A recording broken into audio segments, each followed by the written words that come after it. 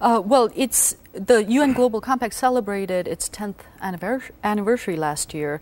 Can you tell us about some of the accomplishments? How many of the 8 Millennium Goals? I mean, I don't think that you might have completed even one, maybe fully, but how far has the success come along? Well, we just had a big meeting celebrating the 10th anniversary of the UN Global Compact in New York City 2 weeks ago. And we had 1,400 representatives there, over 1,000 from major companies throughout the world, and 40 Korean companies had their CEOs there. Wow. In fact, I was invited to join a dinner with those CEOs and included the Secretary General of the United Nations, as you may know, is from Korea, Ban Ki-moon. And I think Korea certainly can be very proud they have such a great leader in Ban Ki-moon of the United Nations and a great advocate of the United Nations Global Compact. But some of the projects, let me just talk about one and then we can... HIV/AIDS, as you know, is a terrible problem in Africa. In sub-Saharan Africa, they figure 30 million people have HIV, and they have no money. They're dire poverty. So Merck teamed up with the Gates Foundation and the government of Botswana to educate and to deliver medicines to those people of HIV and to help build clinics in the rural areas where a lot of the disease is present. So that's one example. We have over 100,000 people on antiretrovirals, that's the medicine for HIV/AIDS, through that program. And that's one example. In Korea now, the local Korean network of companies has a committee where they're studying the Millennium Development Goals and deciding which ones they can help achieve. So I'm very proud of the Korean companies are moving ahead on this. What's the advantage of a business voluntarily joining the Global Compact? There are a number of reasons. For business reasons, it's interesting. Most companies will be quite candid and say, we get reputational capital. We get good reputations. And that enhances our business in many cases because consumers like companies that take on some of these social problems. Another term they use a lot is branding. They want to be associated with these good ideas. And so people, in branding, people associate my product with good social activities. So a lot of companies are in it for good business reasons. But I think there are many companies who simply say, it's the right thing to do. We have management skills, we're doing very well in our business, and we can take on some of the problems in the wider society. See, I think the new thing today is business is so powerful. You know, when Adam Smith wrote his book 200 years ago in 1776 in The Wealth of Nations, the power group were governments.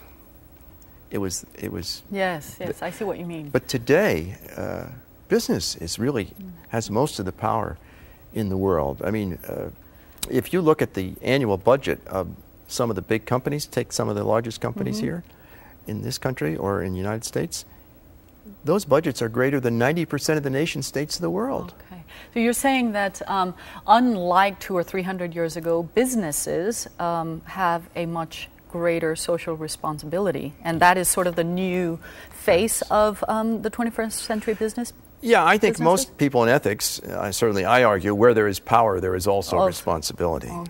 And I think companies are stepping up to the plate and saying, okay, we can't do everything, but we can do something. All right, good. Lots of very necessary information. All right, well, we're speaking today with Professor Oliver Williams of the University of Notre Dame. We'll be right back.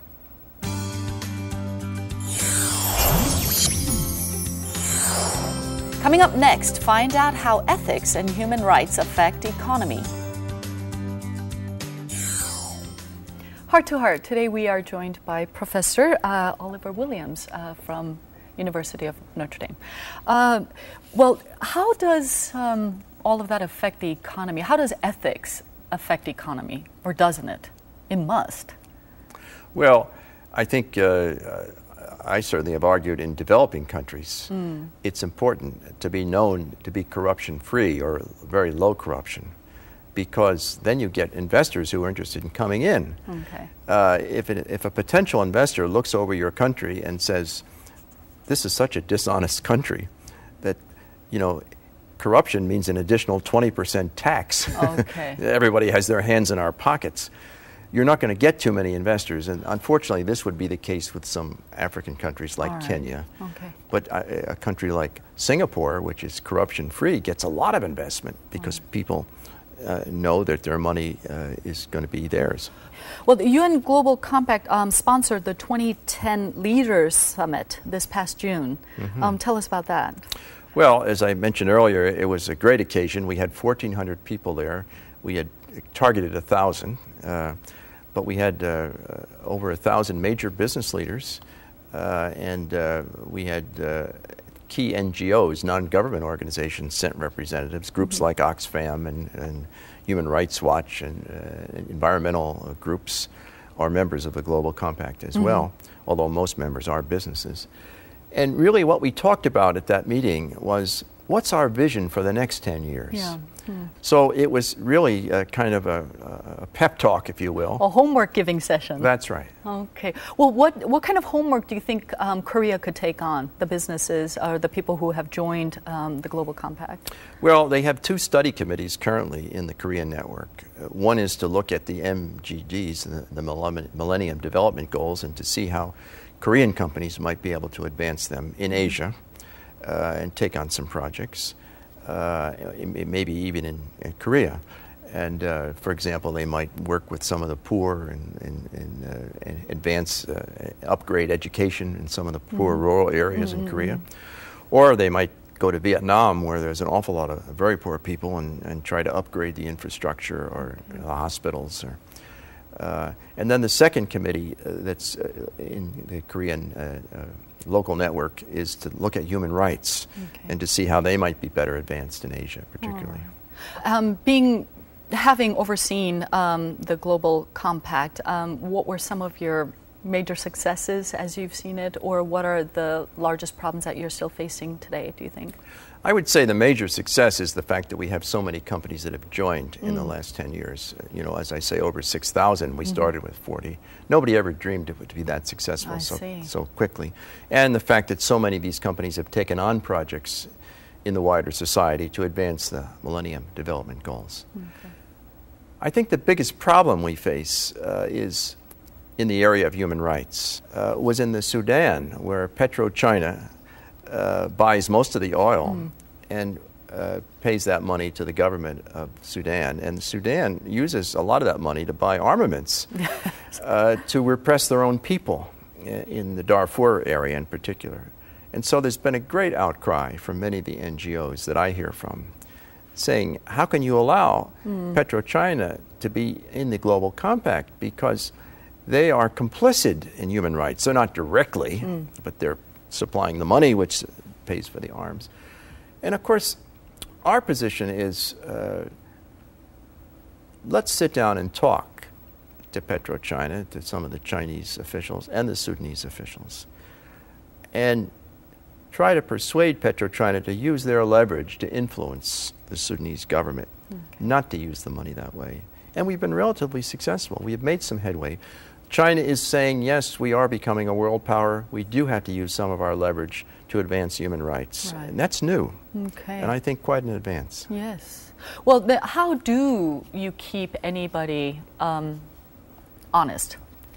How do you quality control all the business, the 6,000 members? Well, the best way to keep somebody honest is to have them grow up with a good mother and father who love them and give them a good value system so that they have an internal control. That is, they want to do the right thing. But I think you also need sanctions. So if you do the wrong thing, you pay a penalty. Okay. The best sanction is the press. If Samsung Tesco does the wrong thing, they get bad press. And their consumers, some of them at least, get irritated and maybe won't buy their product. So it behooves a company to be honest, to keep their consumers happy. All right. Well, what kind of message do you want to leave with future businessmen for this 21st century global economy, business leaders? Well, I would say, first of all, to reaffirm that business is a noble vocation. To be a business person, you're doing great work. You're creating wealth, you're creating jobs, you're giving the possibility for a good life to many, many more people. And the evidence is there. We pulled so many people out of poverty, particularly in Asia.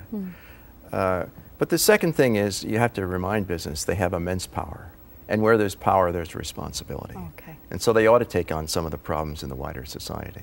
All right. Well, thank you. I learned a lot of new information. Thank you for being with us. Thank you. My pleasure.